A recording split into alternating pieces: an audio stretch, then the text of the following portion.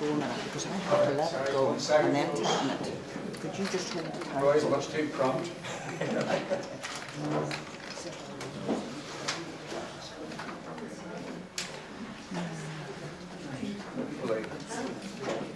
Right, hopefully you should be able to hear me okay.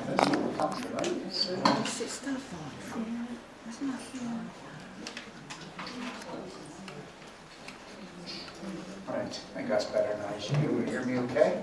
Okay. Good. Yes. Anyway, nice to see so many people. Nice to be back here at Palomino. And I know there's a wee bit of problem with the camera.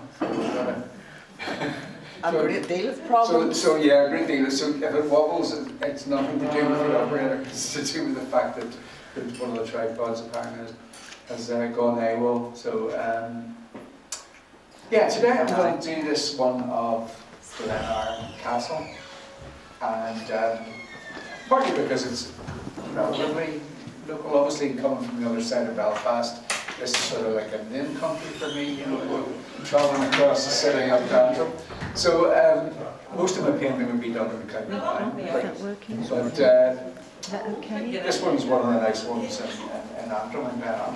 Now, I'm working obviously from photographs, so this is the photograph here. And I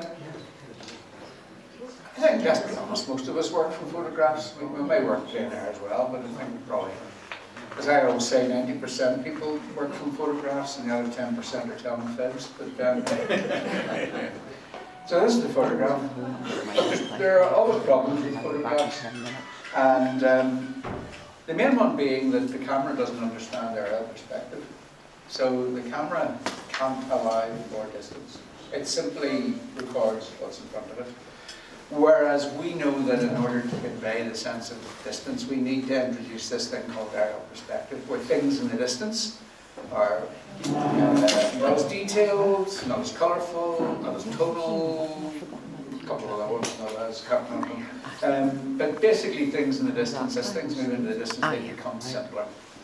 Now, the problem with that is it's not obvious unless we're talking about big distances. So if we don't even know that it's that obvious looking across the Gulf Coast, but if you look at the hills beyond there, they're quite clearly blue. Assuming they are hills and not clouds, but I think they are. They're blue. And I'm not saying we should turn things blue once they're 100 yards away, but we do have to make some differences. So for example, these trees here behind the castle look much the same as these trees and these trees, shrubs, whatever you want to call them. And that's simply because, well, they're not that much further away, but in order to try and convince someone that this little flat piece of paper has got depth, I must do something with the distance and something with the foreground to make them different, so that there's an obvious split between here and here. I mean, in effect, those trees simply run into the shrubs in front of the bridge.